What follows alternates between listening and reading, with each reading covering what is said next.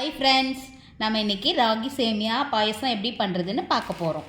அதுக்கு தேவையான பொருட்கள்: ராகி சேமியா, நெய், ஜீனி,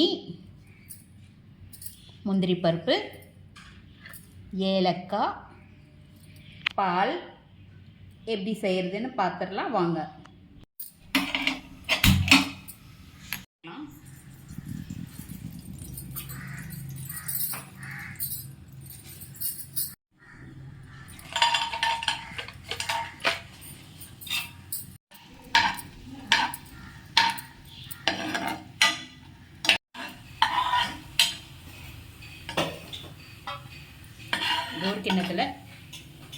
இது ஒரு கிண்ணத்தில் எடுத்து வச்சுக்கலாம்.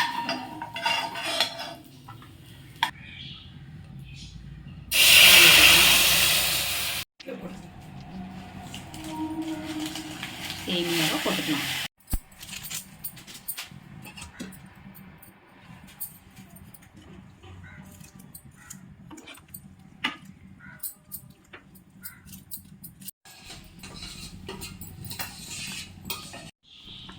சேமியா வெந்துருச்சு, ஏலக்காய் போட்டுக்கலாம்.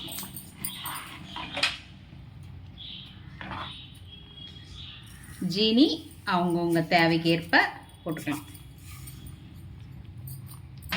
ஜீனி பிடிக்காதவங்க நாட்டு சக்கரை கூட கலந்துக்கலாம்.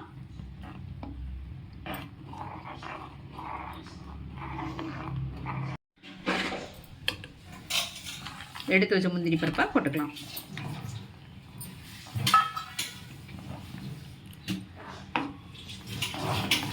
சேமியா வெந்துருச்சு, பாயசம் ரெடி ஆயிடுச்சு. லாஸ்ட்டாக கொஞ்சம் நெய் போட்டுக்கலாம்.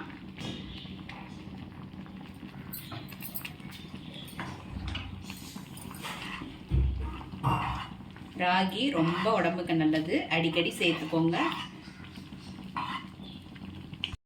பாயசம் ரெடி ஆயிடுச்சு, சர்வ் பண்ணிக்கலாம். இது உடம்புக்கு ரொம்ப ஹெல்த்தி.